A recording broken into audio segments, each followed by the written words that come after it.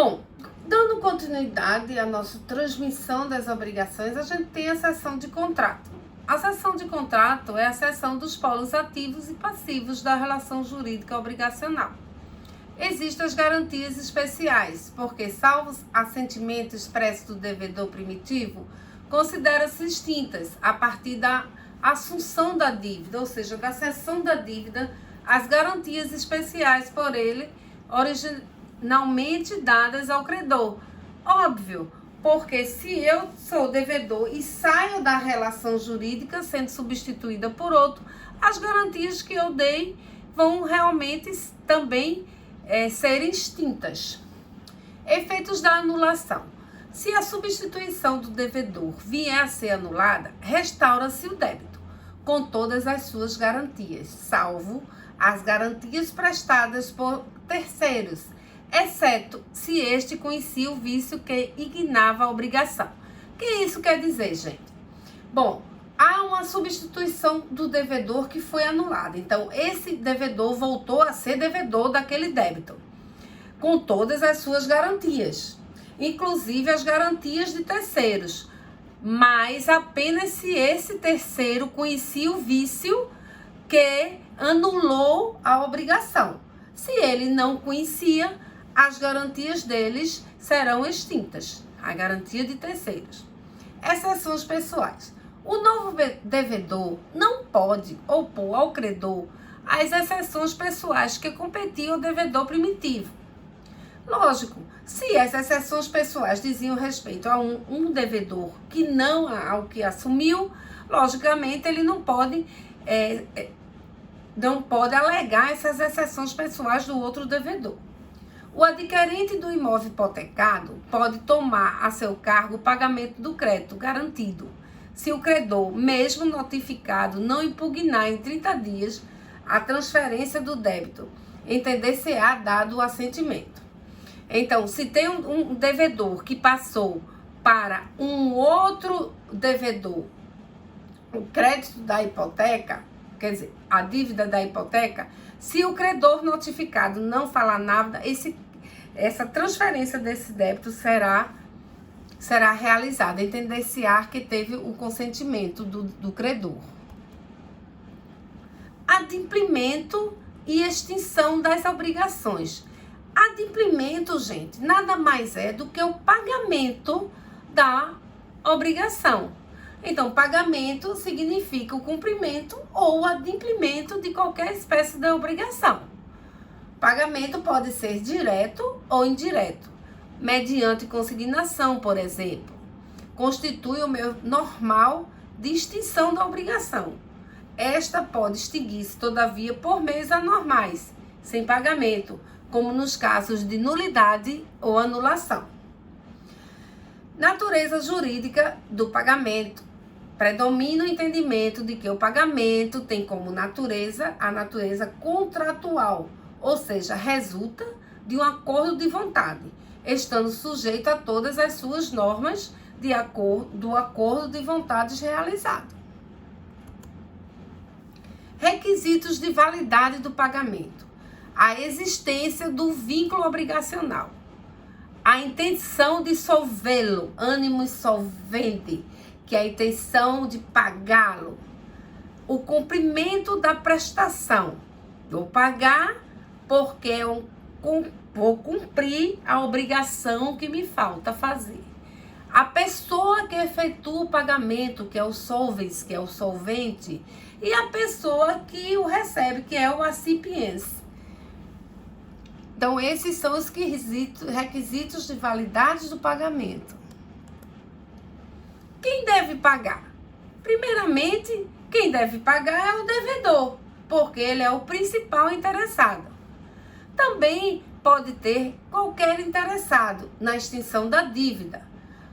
Artigo 304. Só se considera interessado quem tem interesse jurídico, ou seja, quem pode ter seu patrimônio afetado caso não ocorra o pagamento, como o avalista e o afiador, que se comprometem a pagar caso o devedor não pague. Este pode até consignar o pagamento, se necessário. O que é consignar o pagamento? fazer o pagamento em juízo, depositar o valor em juízo. E o credor vai lá, justifica com o juiz e retira esse valor. Terceiros não interessados. Quem são esses terceiros não interessados? Que também podem consignar, desde que o faça em nome e por conta do devedor, agindo assim como seu representante ou gestor de negócio. Falar que um amigo meu, sabendo das minhas condições financeiras, que eu não podia pagar esse débito, foi lá e pagou. Ele é um terceiro não interessado, porque não vai atingir o patrimônio como ocorre com o avalista e o fiador. Foi lá e pagou e quitou. Virou meu representante, virou meu gestor de negócio. A quem se deve pagar? O pagamento deve ser feito ao credor ou a quem de direito o represente, ou aos seus sucessores daquele. Sucessores quando o credor morre e passa a ter os sucessores, sob pena de não se extinguir a obrigação. Artigo 308. Mesmo efetuado de forma incorreta, o pagamento será considerado válido se for ratificado, ou seja, se for afirmado, cientificado pelo credor, ou se for revertido em seu proveito. Artigo 308, segunda parte. Há 3 espécies de representantes do credor: o legal, o judicial e o convencional. O legal está explícito lá na lei quem será legalmente substituir o credor. Judicial, quando a justiça determina quem deve receber o pagamento. E convencional, quando as partes combinam como uma cessão de crédito, como a gente já viu. O artigo 311 considera portador de mandato tácito. Portador de mandato tácito quem se apresenta ao devedor portando quitação assinada pelo credor, salvo se as circunstâncias contrariarem a presunção daí resultante.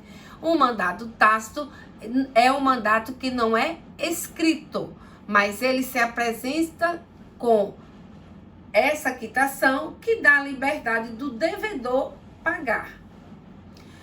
Será válido também o pagamento feito de boa-fé ao credor putativo. Quem é o credor putativo? É aquele que parece, mas não é.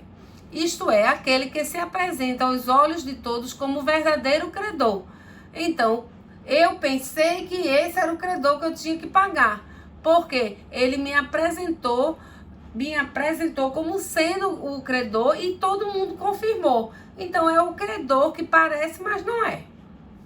O pagamento há de ser efetuado à pessoa capaz de fornecer a devida quitação, sob pena de não valer, se o devedor não provar que em benefício dele efetivamente o reverteu. Então, gente, a gente tem que ter cuidado na hora de quitar o débito. Ver se realmente é aquele credor e ver se realmente existiu a boa-fé da pessoa que recebeu e reverteu para o verdadeiro credor, certo? Para poder você ficar livre desse débito e ser dada a quitação. Objeto do pagamento. O objeto do pagamento é a prestação. O credor não é obrigado a receber outra diversa da que lhe foi devida, ainda que mais valiosa. As dívidas em dinheiro deverão ser pagas no vencimento, em moeda corrente e pelo valor nominal, salvo o disposto nos artigos subsequentes, artigo 315, que prevê a possibilidade de corrigi-lo monetariamente. O Código Civil adotou, assim, o princípio do nominalismo, pela qual se considera como valor da moeda o valor nominal, que lhe atribui o Estado no ato da emissão ou cunhagem. Cunhagem é assinatura, tá, gente? E o nominalismo, porque o que vale é o que está escrito no valor e não o que está em algarismo, certo? Na dívida em dinheiro, o objeto da prestação é o próprio dinheiro, como ocorre no contrato de mútuo, que é o contrato de empréstimo, quando o dinheiro não constitui o objeto da prestação, mas apenas representa seu valor. Disse que a dívida é de valor. Prova do pagamento. Como eu provo que eu fiz o pagamento? O pagamento não se presume, e sim prova-se pela regular quitação fornecida pelo credor. O devedor tem o direito de exigi-la, podendo reter o pagamento e consigná-lo se não lhe for dada a devida quitação. Isso está nos artigos 319 a 335, inciso 1. O Código Civil estabelece 3 presunções que facilitam a prova do pagamento, dispensando a quitação. Quando a dívida é representada por título de crédito, que se encontra na posse do devedor. Quando o pagamento é feito em cotas sucessivas, existindo quitação da última. E quando a quitação do capital sem reserva dos juros que se presumem pagos. Então, aí a gente está diante das 3 presunções válidas como quitação, tá?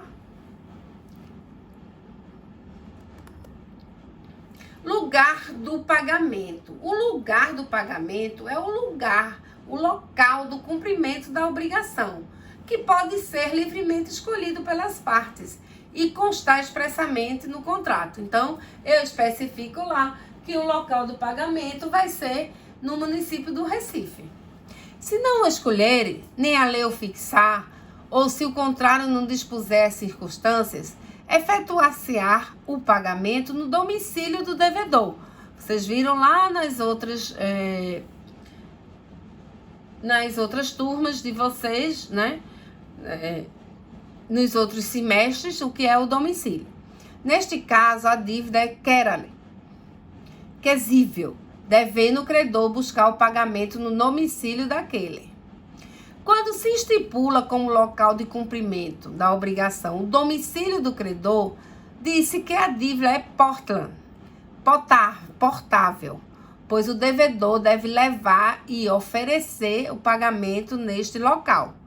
A regra geral é a de que as dívidas são quesíveis, que vai ser pago no domicílio do devedor. Para serem portáveis, é necessário que o contrato expressamente consigne o domicílio do credor como local do pagamento.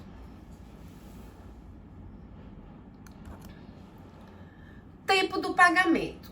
As obrigações puras, com estipulação de data para o pagamento, devem ser solvidas, pagas, nesta ocasião, sob pena de inadimplemento e constituição do devedor em mora na demora de pagamento, de pleno direito, artigo 397, salvo se houver antecipação do pagamento por conveniência do devedor ou em virtude de lei.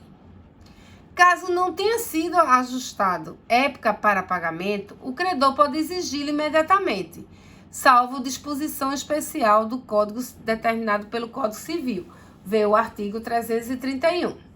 Nos contratos, o prazo se presume estabelecido em favor do devedor. E é a questão de contrato e está lá no artigo 133.